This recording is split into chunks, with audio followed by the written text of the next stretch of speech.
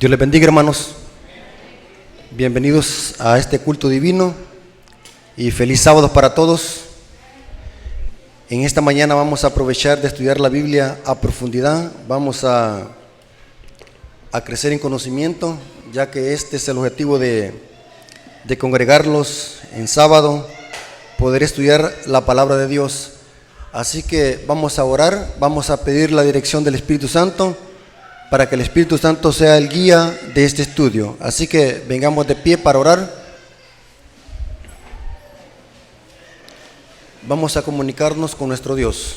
Oremos. Señor que estás en el cielo, gracias por permitirnos en esta mañana de día sábado poder congregarnos como tu pueblo para estudiar tu palabra. Ayúdalo, Señor, a estar en reverencia, no por causa del hombre, sino por causa de tu palabra. Reconocemos por la fe de que tú estás aquí con nosotros, porque así lo dijiste. Así que rogamos tu Espíritu Santo nos guíe a la verdad, nos ayude a entender tu palabra y a interpretarla correctamente. Bendícelo, Señor, te lo suplicamos en el nombre de Jesús. Amén. En el libro de Apocalipsis terminan y se encuentran todos los libros de la Biblia. O sea que desde Génesis hasta Judas está en el libro de Apocalipsis. Vamos a ver, hermanos, una historia que nosotros le hemos leído como historia, pero que tiene una dimensión apocalíptica. Inclusive todas las historias que encontramos en el Antiguo Testamento no son solamente historias, sino que tienen una dimensión apocalíptica, una dimensión o una aplicación apocalíptica. Esto lo desconocen los protestantes, peor los católicos.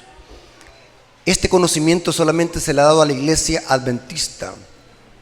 El método de interpretar las profecías, ya que todos los libros de la Biblia terminan y se encuentran en el Apocalipsis.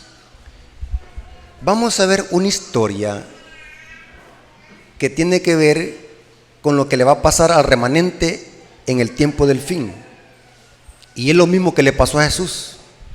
¿Saben cuál historia es? Es la historia del libro de Job.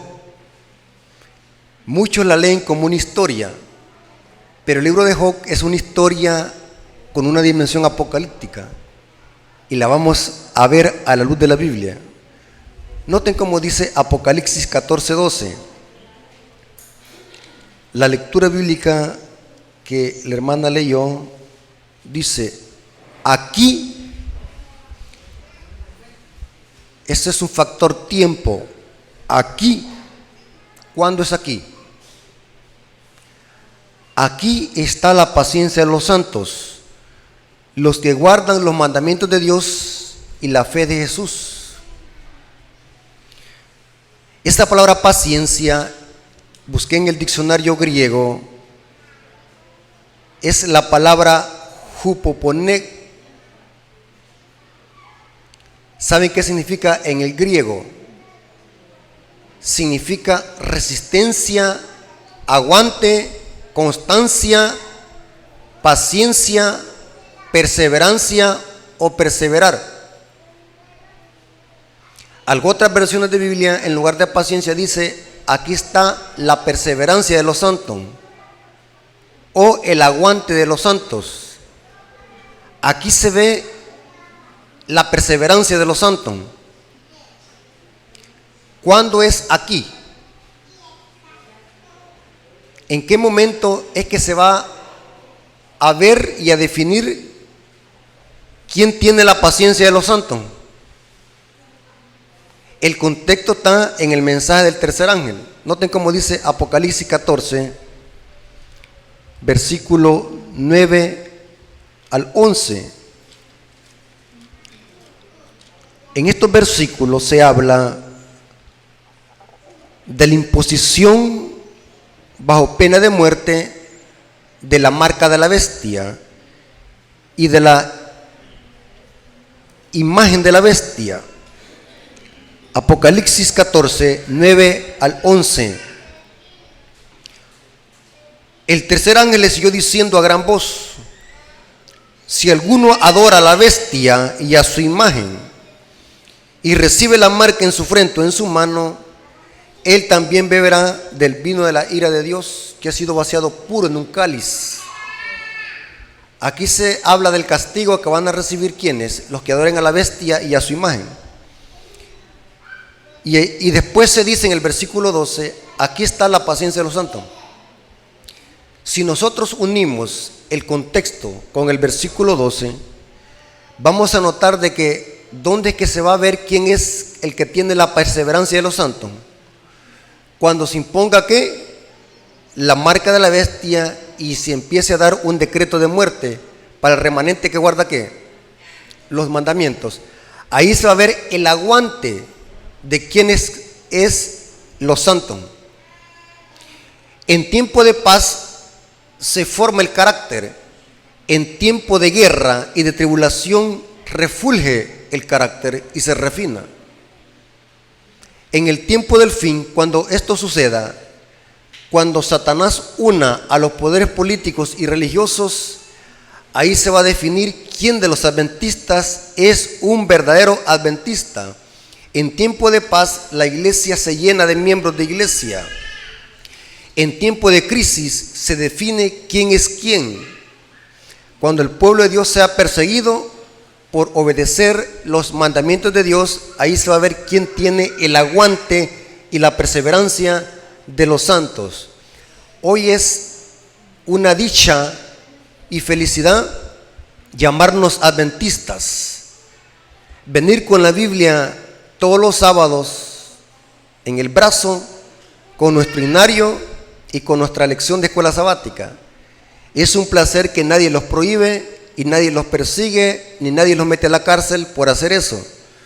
Pero vendrá tiempo donde por hacer eso, por congregarnos en sábado, vamos a ser perseguidos y vamos a ser encarcelados por observar el día de reposo. Imagínense que hoy que a nadie lo persiguen, somos infieles en observar los mandamientos de Dios, incluyendo el sábado. Imaginémonos cuando venga la crisis. El profeta Jeremías dice, si corriste con los de a pie, ¿cómo contenderás con quién? Con los de a caballo. Si en tiempo de paz nosotros somos flojos, débiles y no somos cristianos aguerridos, imaginémoslo cuando venga la crisis. Ahora, es interesante que esta expresión, aquí está la paciencia de los santos, se usa solamente otra vez en el libro de Apocalipsis. ¿Saben dónde se encuentra? La misma palabra hupoponek en griego. Apocalipsis 13:10. Apocalipsis 13:10 dice, hablando lo que le pasó a la bestia cuando se le suministró la herida de muerte. ¿Cuándo se le suministró la herida de muerte a la bestia? O sea, al papado. ¿Y quién se la suministró? Fue Francia en el año de 1798. Napoleón Bonaparte comisiona al general Alexandre Beltier para que éste comisionara al general Haller y fueran a botar a hachazos la puerta de la Basílica de San Pedro y llevar cautivo al Papa Pío VI, que celebraba su 23º aniversario de pontificio en la Basílica de San Pedro, y un año después murió en Francia. La profecía se cumplió exactamente como dice el versículo 10 de Apocalipsis 13, dice, si alguno lleva a cautividad, va a cautividad. Si alguno mata a espada debe ser muerto. Aquí está ¿qué? La paciencia y la fe de los santos. Noten que allí se usa otra vez el término griego hupoponek, la perseverancia de los santos. ¿Por qué los mártires de Jesús soportaron la persecución durante la Edad Media y nunca se retractaron ni nunca cedieron al poder romano? ¿Por qué? Porque ellos tenían ¿qué? La paciencia o la perseverancia de los santos.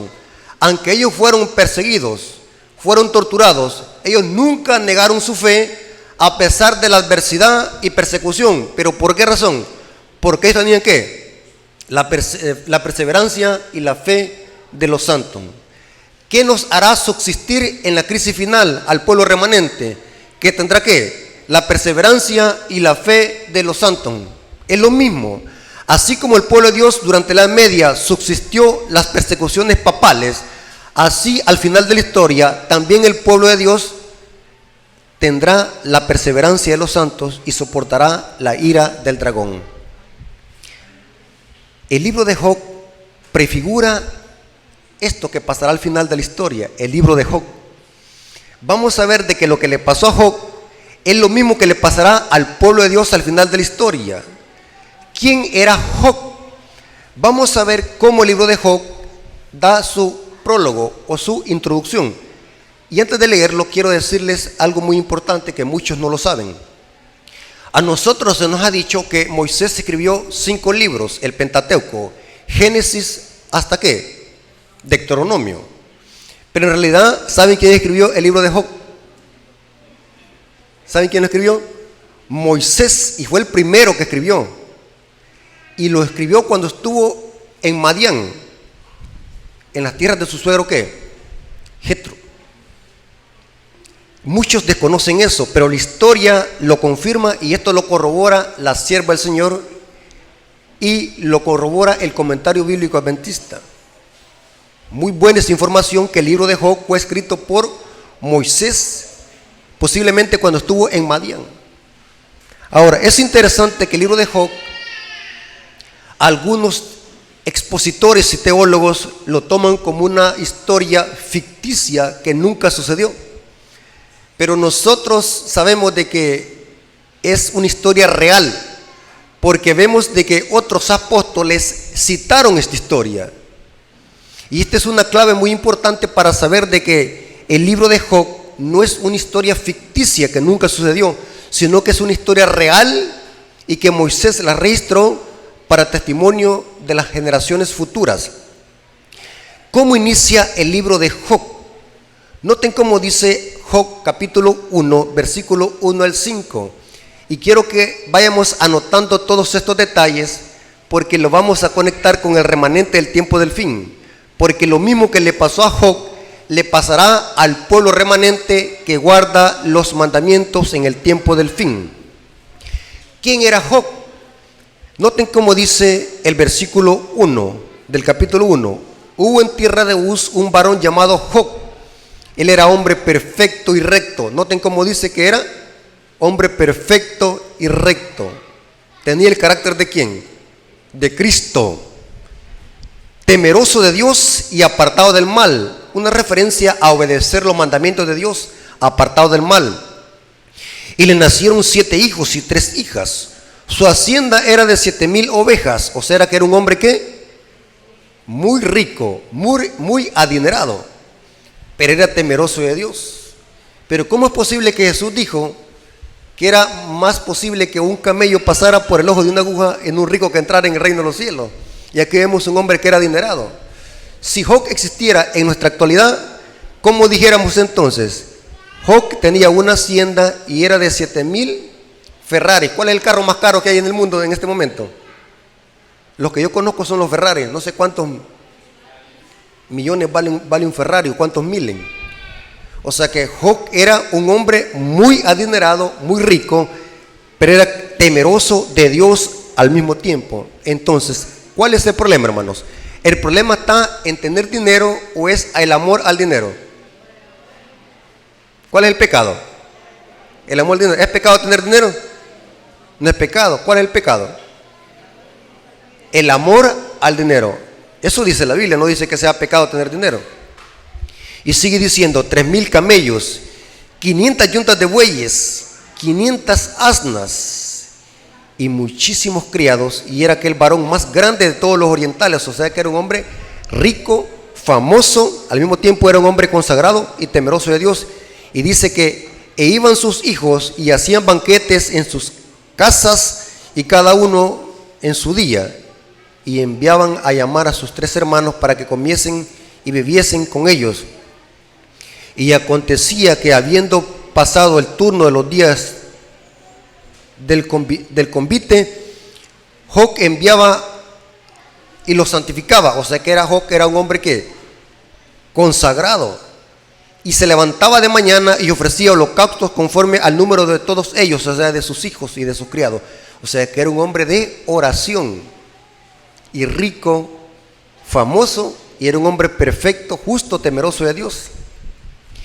Pero decía Job: quizás habrán pecado mis hijos y habrán blasfemado contra Dios en sus corazones. De esta manera hacía todo esto todos los días. O sea, era un hombre consagrado. Job era un varón perfecto, temeroso de Dios, apartado del mal y al mismo tiempo rico. Pero ahora vamos a ver algo muy interesante. El libro de Job presenta una historia fluctuante, presenta de algo que pasa aquí en la tierra, y después esta historia presenta algo que está detrás de esta historia y lo que está pasando en el cielo. Es una historia fluctuante.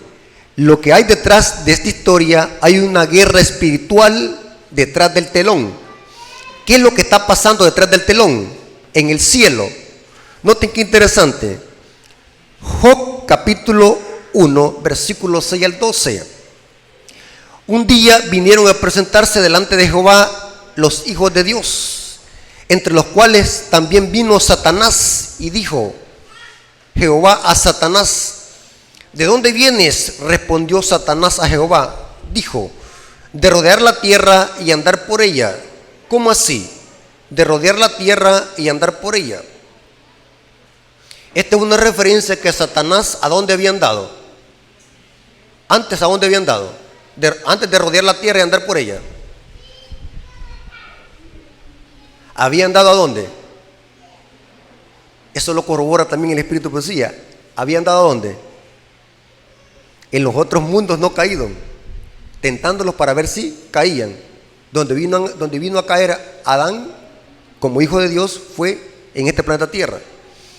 Ese estudio lo vamos a exponer en otra ocasión sobre el conflicto entre el bien y el mal, y los habitantes de los otros mundos, cómo están observando el conflicto en este planeta.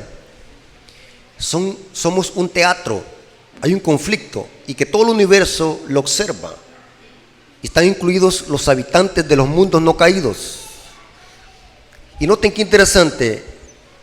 Y Jehová dijo a Satanás: ¿no has considerado a mi siervo Job, que no hay otro como él en la tierra, varón perfecto y recto? O sea que Dios aquí se siente orgulloso de Job. Y Satanás dijo a Jehová, noten cómo respondió: ¿acaso teme Job a Dios de balde? ¿No le ha acercado alrededor de él a su casa y a todo lo que tiene? Al trabajo de sus manos has dado bendición, por tanto sus bienes han aumentado sobre la tierra. Pero extiende ahora tu mano y toca todo lo que tiene, y verás si no blasfema contra ti en tu misma presencia. Dijo Jehová a Satanás: he aquí, todo lo que tiene está en su mano, solamente no pongas tu mano sobre él. Y salió Satanás delante de Jehová. Si ustedes notan esta escena en el cielo, que se fluctúa después en la tierra, ¿qué es lo que está pasando aquí? ¿A quién está Satanás atacando indirectamente? El carácter de Dios. Job te sirve, ¿por qué? Porque tú lo tienes como prosperado. Quítale lo que tiene. Como el diablo no puede leer en la mente, el diablo creía de que Job le servía a Dios por lo que tenía. Como el diablo no puede conocer los pensamientos, entonces Dios le dice a Satanás: bueno, te doy permiso. Eso se llama soberanía de Dios. Dios permitió que Job fuese probado. Quítale todo lo que tienes, pero no toques su vida. No le pongas una mano a él. Quítale todo. ¿Y qué es todo? Todo lo que tenía, los bienes y los hijos. Ahora, noten qué interesante, hermanos. Satanás le quita todo. Job capítulo 1, versículo 13 al 18. En un día aconteció que sus hijos y sus hijas comían y bebían vino en casa de su hermano el primogénito. Y vino un mensajero a Job y le dijo: estaba arando los bueyes y mataron a los criados a filo de espada. Solamente escapé yo para darte la noticia. Noten que Satanás empieza su obra destructora, matar a los criados. Pero ¿quién se lo había permitido? Dios. Mataron a sus criados a filo de espada. Solamente escapé yo para darte la noticia. Aún estaba este hablando cuando vino otro que dijo: fuego cayó del cielo. Noten este detalle, no se lo vayan a perder. ¿Fuego cayó de dónde? Del cielo, que quemó las ovejas y los pastores y los consumió. Solamente escapé yo para darte la noticia. Todavía estaba este hablando. Noten qué tremendo, hermanos. Después de una prueba venía ¿qué? La otra. Todavía este estaba hablando y vino otro que dijo: los caldeos hicieron 3 escuadrones y arremetieron contra los camellos y se los llevaron. Mataron a los criados a filo de espada y solamente escapé yo para darte la noticia. Entre tanto que este hablaba, otra vez otra prueba para rematarlo. Vino otro que dijo: tus hijos y tus hijas estaban comiendo y bebiendo. Vino en casa de su hermano el primogénito. Y dice el texto que los hijos también que fueron destruidos, murieron. Job en un momento perdió todo: riquezas, camellos, hijos, criados. Y saben qué interesante, en todo esto Job no blasfemó contra Dios, porque Job tenía que el carácter de Cristo. Ahora vamos a ver ahora que esta historia se traslada otra vez al cielo. Y ahora miren de qué se trata hoy. Job capítulo 2 versículo 1 al 8. Aconteció que otro día vinieron los hijos de Dios para presentarse delante de Jehová. Estos hijos de Dios, hermanos, representan a los representantes de los otros mundos no caídos. ¿Y saben quiénes son? Los 24 ancianos que se mencionan en Apocalipsis 4 y 5. Elena de White los identificó a estos representantes de los otros mundos como ángeles fuertes. Cada mundo no caído tiene un ángel fuerte que representa a ese mundo. Esto lo corrobora el conflicto de los siglos, página 510, que estos hijos de Dios son ángeles. Y en otras cartas que están en inglés, que tengo las fuentes, Elena de White identifica a los representantes de los otros mundos como los 24 ancianos y como ángeles fuertes. Ella sí usa el término ángeles fuertes. Y dice: aconteció que otro día vinieron los hijos de Dios para presentarse delante de Jehová, y Satanás vino también entre ellos presentándose delante de Jehová. Y dijo Jehová a Satanás: ¿de dónde vienes? Respondió Satanás a Jehová y dijo: de rodear la tierra y andar por ella. Y Jehová dijo a Satanás: ¿no has considerado a mi siervo Job, que no hay otro como él en la tierra, varón perfecto, recto, temeroso de Dios y apartado del mal? Y que todavía retiene su integridad, aun cuando tú me hiciste contra él para que le ocurriera sin causa. ¿Has visto que Job tiene un carácter perfecto porque me teme a pesar de que tú le quitaste todo? Ahora noten que ahora Satanás le dice otra cosa a Jehová y dice: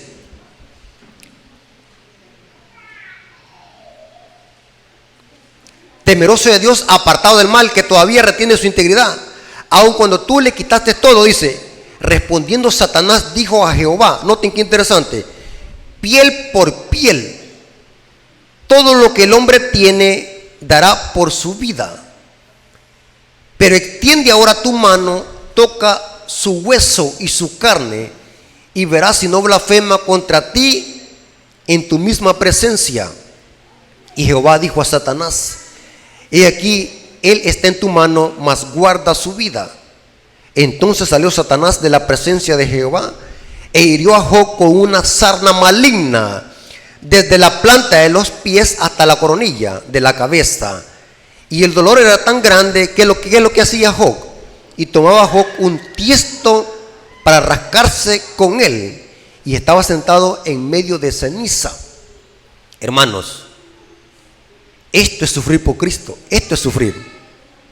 Algunas veces a nosotros se nos vienen problemas leves que no son comparables a lo que pasó Job. No es nadie. Algunas veces nosotros murmuramos y nos quejamos: ¿por qué me pasa esto? ¿Por qué los hijos de Dios sufren esto? ¿Qué más injusticia que estaba causando se le estaba haciendo a Job? ¿Qué es lo que había hecho? Y estaba sufriendo. Aún el diablo le toca su cuerpo, su vida. Y era tan grande el dolor que se rascaba con tiesto. Yo me imagino que le salía hasta pus. ¡Qué dolor! Incansable, que no daba paz a la hora de dormir. No dormía con ese gran dolor. ¿Se imaginan ustedes, hermanos? Después de saber de que había perdido a sus hijos, todo lo que tenía, se había quedado sin nada, solamente confiando en la protección divina. Ahora el diablo, aunque Job en su ignorancia, porque no sabía lo que estaba pasando, vamos a ver en esta historia, pensaba que Dios le estaba haciendo esto, pero era Satanás quien le estaba haciendo esto. Y Job, dice la Biblia, que no blasfemó contra Dios, mantuvo su integridad. Y algunas veces nosotros, cuando nos quitan el trabajo porque guardamos el sábado, nos quejamos y no hayamos qué hacer. Y algunas veces de enojados no queremos venir a la iglesia porque le echamos la culpa a Dios. Hay quienes que porque no les dieron la mano o porque los vieron con mala cara, ya no quieren venir a la iglesia. Esto sí es sufrir por Cristo. Y ¿saben algo, hermano? El diablo no solamente le bastó quitarle todo a Job y tocarle su vida, tocarle su cuerpo, no su vida, tocarle su cuerpo, que la Biblia dice que también el diablo usó a la esposa de Job, se le volcó encima. Noten cómo dice Job capítulo 2 versículo 9 al 10. Entonces le dijo su mujer. ¿Quién le dijo? El vecino, la vecina. ¿Dónde están los enemigos? ¿Ah? ¿A quién el diablo puede usar para hacer lo que usted blasfeme? ¿Saben que hay un versículo en Miqueas dice: no confíes ni en la que duerme qué? ¿Han leído ustedes ese versículo? Nunca lo han leído. No confíes ni en la que duerme a tu lado. Entonces dijo su mujer: ¿aún retienes tu integridad? Maldice a Dios y muérete. Y él le dijo, como suele hablar cualquiera de las mujeres tontas, has hablado. ¿Qué? ¿Recibiremos de Dios el bien y no el mal? ¿No lo recibiremos? Porque Job pensaba que era Dios quien le estaba haciendo esto. Y noten cómo termina el versículo. En todo esto no pecó Job con sus labios. Hice un estudio serio de esta palabra que le dice la mujer a Job, su mujer a Job: maldice a Dios y muérete. Muchos no conocen esto que voy a decir en este momento. La palabra maldice no es traducción correcta en el hebreo aquí. ¿Saben cuál es la traducción correcta? Bendice a Dios y muérete. La palabra hebrea es barak, que se traduce arrodillarse o bendecir. La Reina Valera 60 traduce mal este texto. No dice maldice a Dios y muérete, dice bendice a Dios y muérete. ¿Cómo así? ¿Por qué le está diciendo en el hebreo bendice a Dios y muérete? ¿Saben por qué, hermano? Los traductores traducen como maldice, porque aunque la palabra es barak, bendice a Dios, la forma en que lo dijo era una forma sarcástica y burlesca. En otras palabras, aunque usó la palabra bendice, estaba diciéndole en otras palabras ¿qué? Maldice a Dios y muérete. ¿Saben cuando alguien pretende tratar de ayudarte, pero en lugar de tratar de ayudarte solamente lo aparenta, pero lo que quiere es destruirte?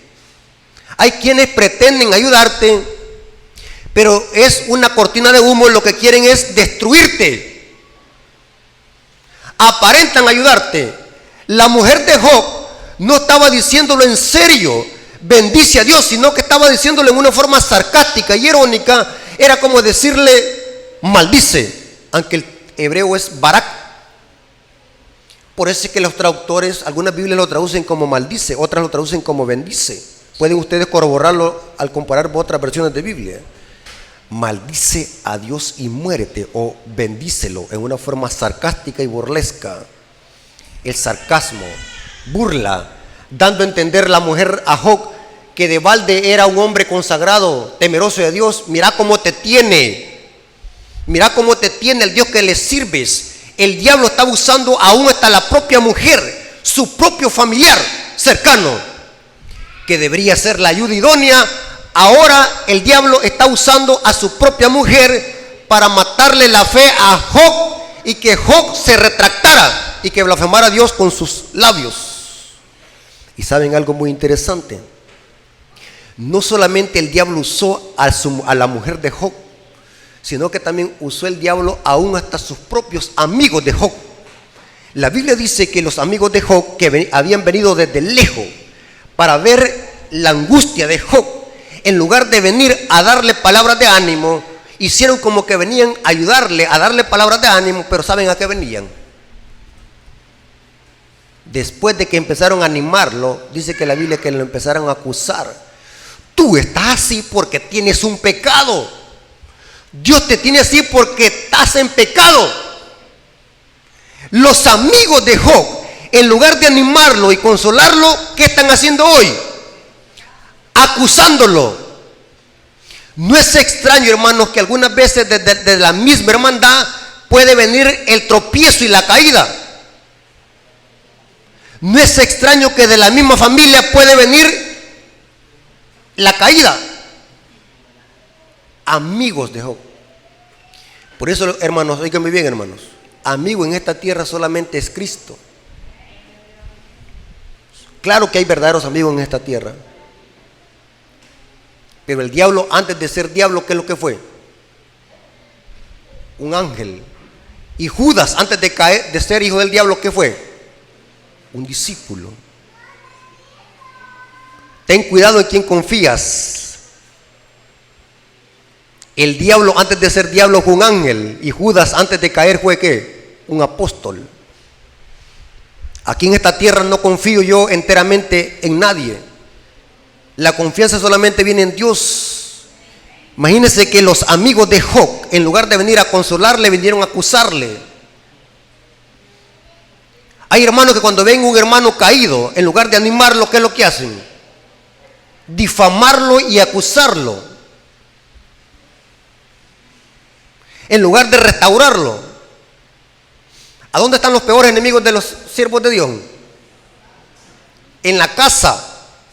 Noten cómo dice Job, capítulo 2, versículo 11 al 13. Y tres amigos de Job, Elifaz Tanamita, Bildad Suita y Sofar Naamatita, luego que oyeron todo este mal que le había sobrevenido, vinieron cada uno de su lugar, porque habían convenido en venir juntos para condolerse de él y para consolarle, entre comillas. Los cuales, alzando los ojos desde lejos, no le conocieron y lloraron a gritos cada uno. Y de ellos rasgó su manto, y los tres esparcieron polvo sobre sus cabezas hacia el cielo. Así se sentaron con él en tierra por 7 días y 7 noches, y ninguno le hablaba palabra, porque veían que su dolor era ¿qué? Muy grande.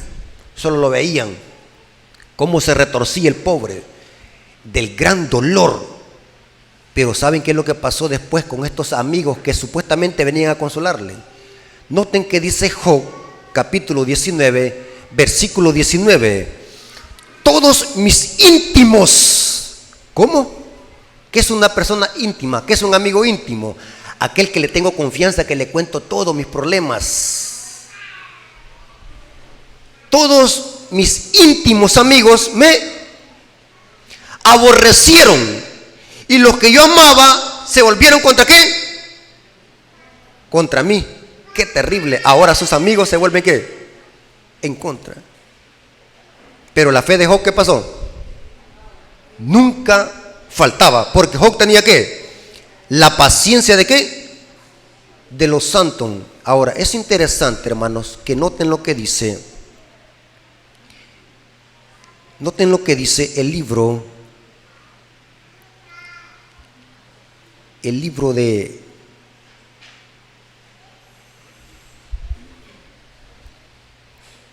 esto está en el libro de Job. Vamos a ver lo que dice el libro de Job. Hay algo muy interesante en esta historia que muchos no la han notado. Job, en su sufrimiento, pensó que era Dios quien le estaba haciendo eso, porque Job no podía divisar detrás del telón lo que estaba pasando. Pero nosotros, como ya tenemos un relato bíblico, sabemos qué es lo que estaba pasando, que había una guerra espiritual. Job 1:21, ahí nos dice que Job creía que Dios le estaba haciendo eso. Y dijo Job: desnudo salí del vientre de mi madre y desnudo volveré allá. Jehová dio, Jehová quitó. ¿Sé el nombre qué? Bendito. Job pensó que era Dios quien le estaba haciendo eso. Muy interesante eso. Ahora, vamos a ver quién le estaba provocando esa angustia a Job. Yo me lleno de impacto al ver cómo la Biblia armoniza toda a perfección. Saben de que el libro de Job presenta un conflicto entre el bien y el mal detrás del telón. Sabemos de que en los capítulos 1 y 2, quien estaba haciéndole sufrir a Job era Satanás. Pero vamos a ver que en los capítulos 40 y capítulo 41 del libro de Job, a Satanás, que encontramos en los capítulos 2 primeros del libro de Job, en los capítulos 40 y 41 ya no se habla de Satanás. ¿Sabe que a Satanás se le da otro nombre? ¿Saben qué nombre se le da a Satanás en los capítulos 40 y 41 de Job? Leviatán.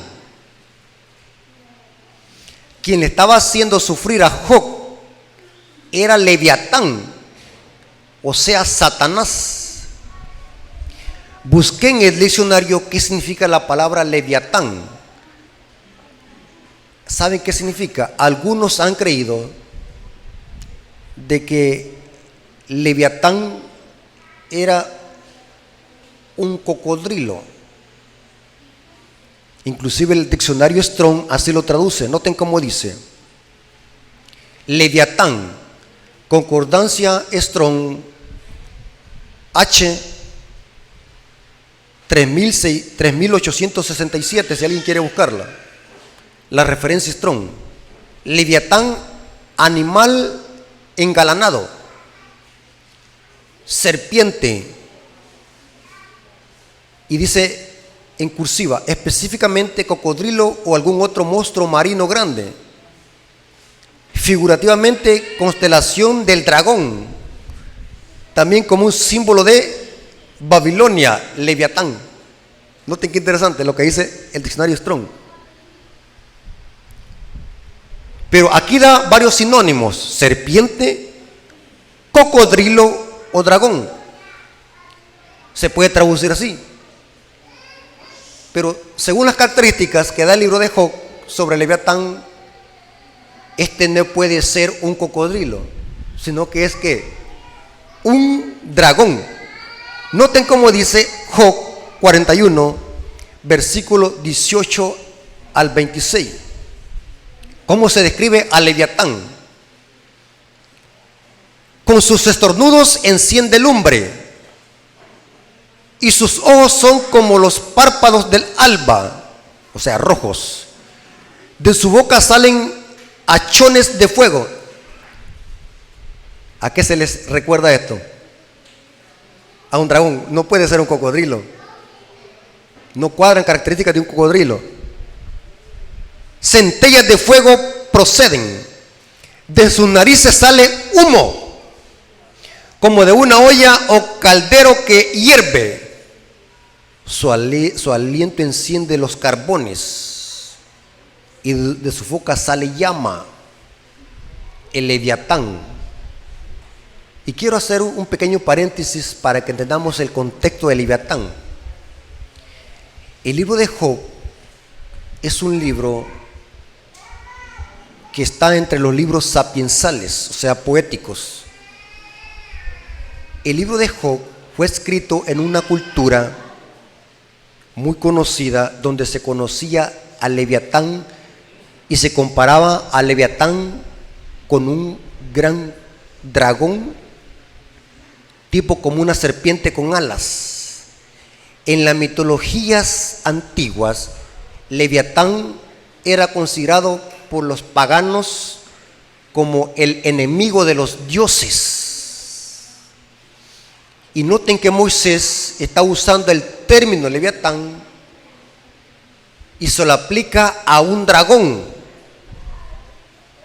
Si Leviatán era enemigo de los dioses, en la Biblia, ¿quién es el enemigo del Dios vivo?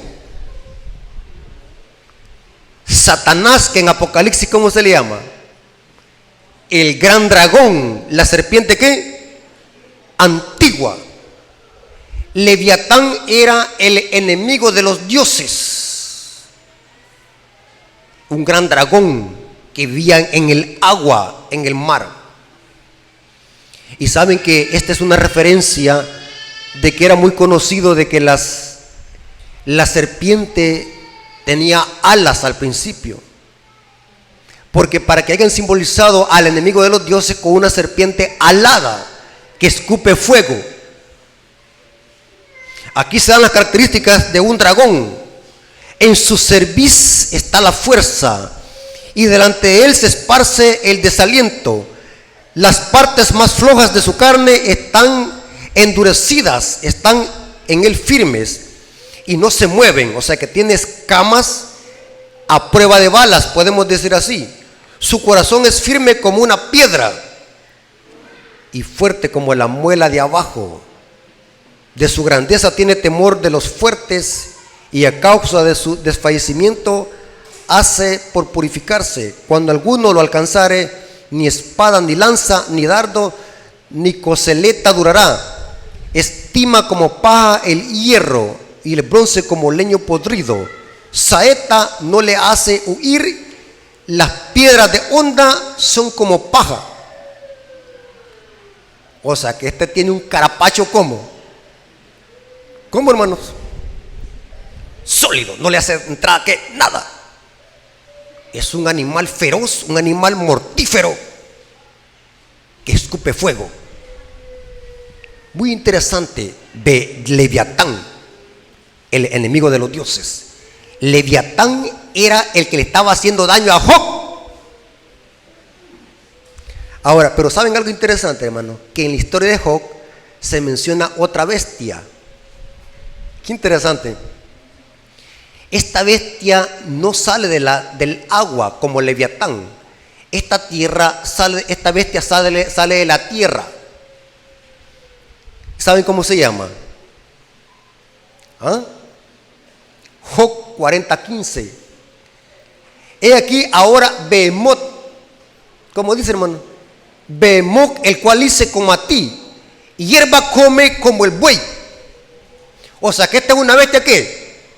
Terrestre. ¿Vive a dónde? En la tierra. ¿Come qué? Pasto como el buey. O sea que no es una bestia acuática, sino que es una bestia ¿qué? Terrestre. Mientras que Leviatán es un dragón que vive ¿a dónde? En el agua, en el mar. Dos bestias que están haciéndole la vida imposible a Job. Muy interesante, hermano. Saben que esto es lo mismo que va a pasar al final de la historia. ¿A quién representa a Job al final de la historia? Al remanente que guarda ¿qué? Vendrá un tiempo donde el pueblo de Dios se le va a quitar toda ayuda política y económica, donde el pueblo de Dios va a ser odiado por todo el mundo. Y el pueblo de Dios va a depender únicamente de Dios en esta tierra. Vendrá tiempo donde el pueblo de Dios se le van a quitar bienes terrenales, trabajos, su familia se le volcará encima, se le va a quitar toda ayuda política y económica, se le va a excluir de todos los derechos y se van a perseguir por guardar los mandamientos hasta matarlos y enviarlos a la cárcel. ¿Quién va a ser la única ayuda del pueblo de Dios al final de la historia? ¿Nuestros padres terrenales? ¿El pastor de la iglesia? ¿El anciano de la iglesia? ¿Mi hermano carnal? No, únicamente vamos a depender ¿de quién? De Dios, así como Job. Pero saben de que al final de la historia hay dos bestias que también le van a hacer la vida imposible al remanente, como se le hicieron a Job. Una bestia que sale del mar y otra bestia que se levanta de la tierra. Apocalipsis capítulo 13. Noten cómo dice Apocalipsis capítulo 13.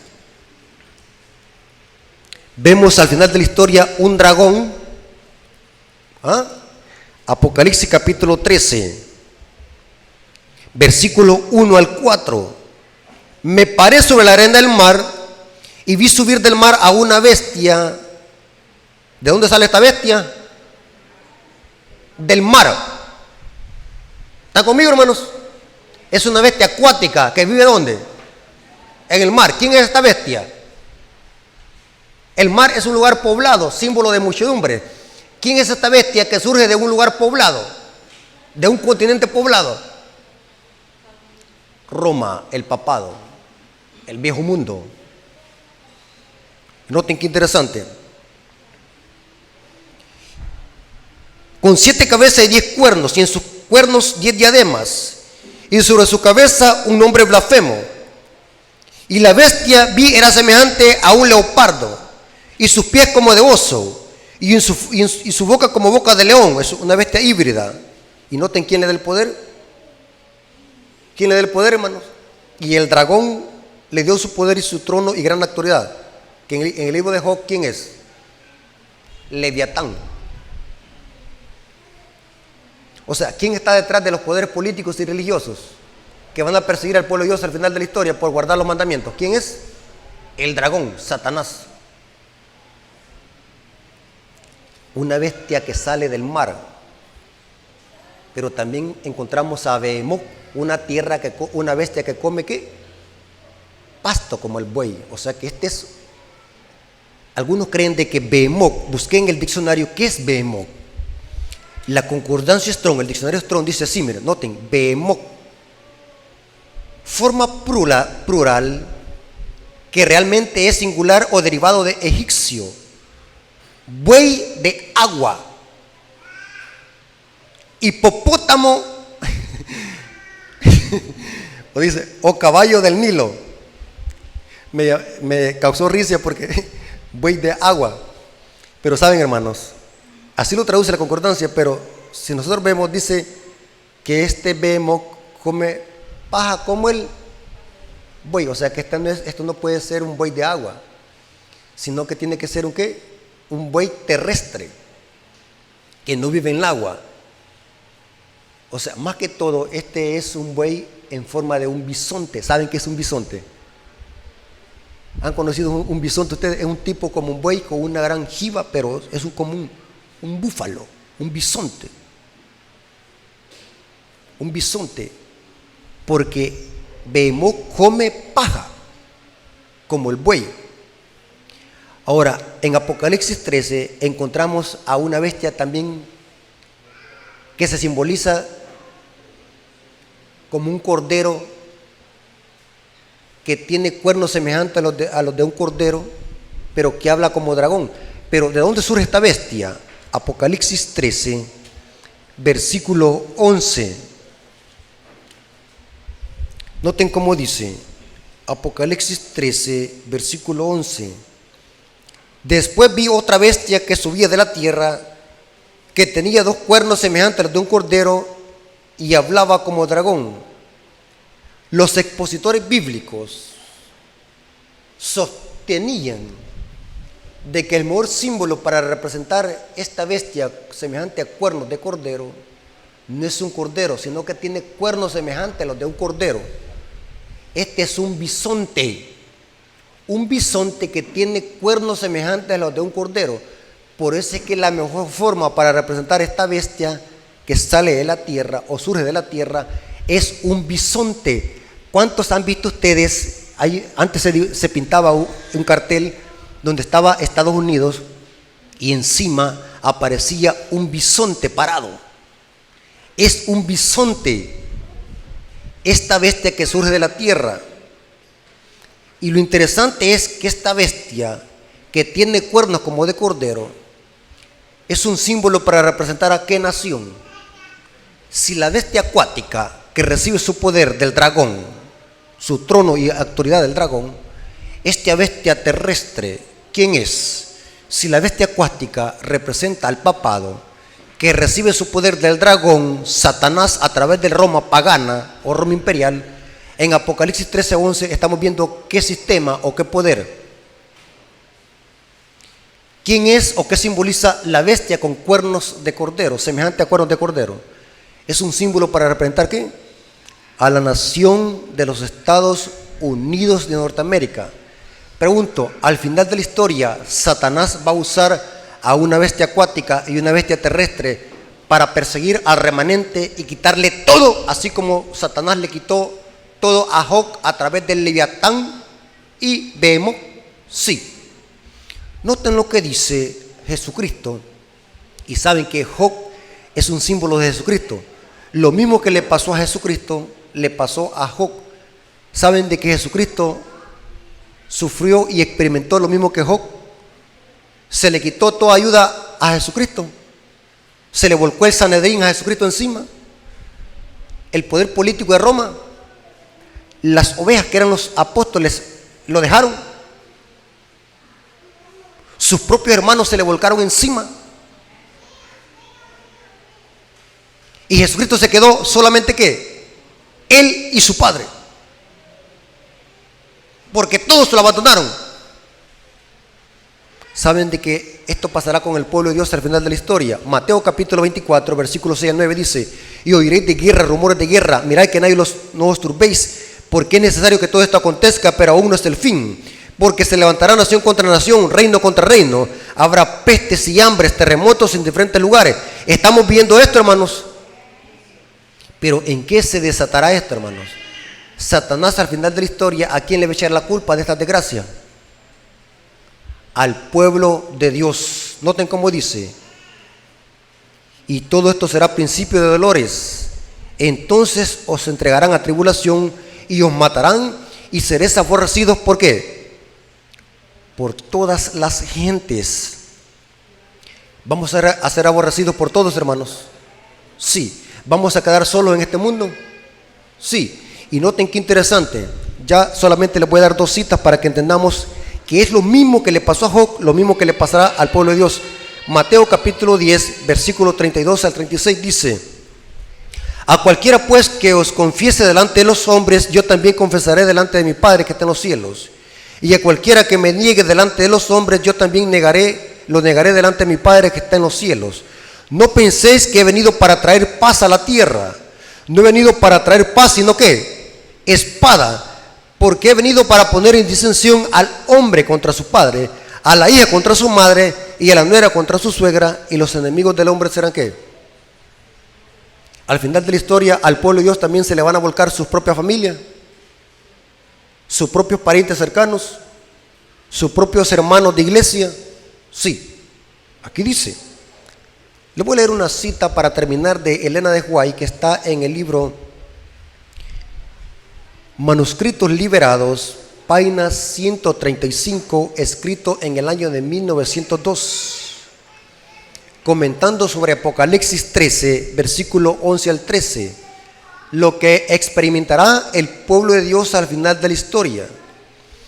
Poderes religiosos que afirman que son leales al cielo y que tienen las características de un cordero, demostrarán por sus actos que tienen el corazón de un dragón y que están instigados y dirigidos por Satanás.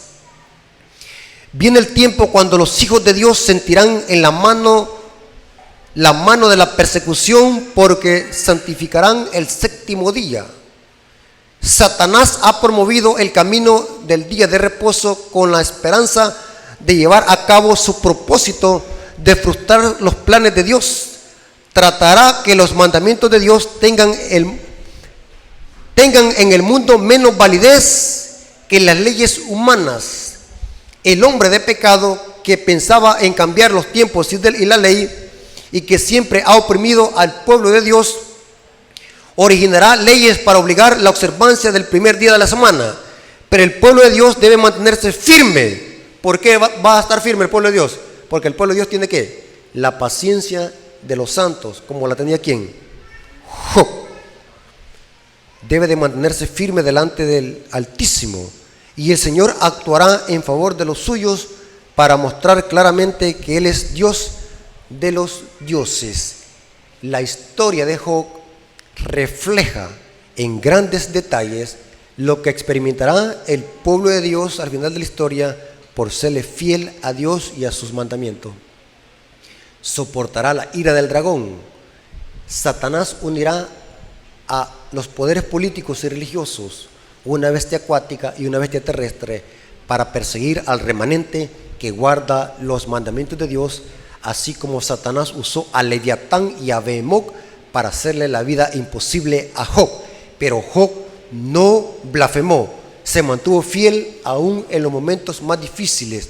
Esa es la fe y el carácter que nosotros debemos de formar hoy que estamos en tiempo de paz, porque vienen días difíciles donde el pueblo de Dios será perseguido solamente por serle fiel a Dios y a sus mandamientos. La pregunta es, ¿estamos preparados para soportar ese día, así como estamos viviendo hoy en día, hermanos? Esta vida espiritual que estamos viviendo hoy en día, ¿creen ustedes de que los va a ayudar a soportar lo que le pasó a Job y la crisis que viene al final de la historia? ¿Creen ustedes de que si la masacre se impone en este momento, creen ustedes de que lo vamos a retractar o vamos a decir no? Mejor preferimos que lo ponen en la cabeza. Tenemos ese carácter de morir por Cristo.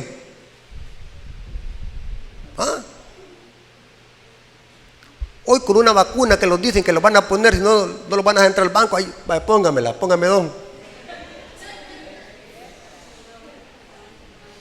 Aquí está el otro brazo, póngame otras 3. Cedemos a las demandas de los gobiernos. ¿Y qué pasará cuando venga la crisis? Cuando ahí no va a ser el pleito por una vacuna, sino va a ser ¿qué? Por la observancia de que de los mandamientos de Dios lo van a ir a perseguir y a meter a la cárcel. Hermanos, Dios tenga misericordia de nosotros y que nos dé una fe viva para que podamos tener un carácter como el que tenía el siervo Job. Dios les bendiga, hermanos, y que la honra sea para nuestro Dios. Bueno, vamos a orar para que Dios nos dé fortaleza, porque sin el poder de Dios es imposible que nosotros podamos resistir en el día malo. Así que vamos a orar. Gracias, Señor, por tu palabra, porque tu palabra es una guía segura en este mundo de tinieblas y vicisitudes. Nos hemos dado cuenta que sin tu poder y sin tu gracia es imposible que podamos permanecer firmes en los últimos días, en las pruebas. Satanás hará lo mismo que hizo con Job. Quitará toda la ayuda al pueblo de Dios. Usará a familiares y amigos, poderes políticos y religiosos para hacerle la guerra al remanente, solamente porque tu remanente guarda los mandamientos. Gracias, Señor, porque nos permites en esta mañana estudiar tu palabra. Bendice a tus hijos, bendice a toda la iglesia que ha venido con el deseo de estudiar tu palabra. Te lo agradecemos en el nombre de Jesús. Amén. Dios me lo bendiga, hermano.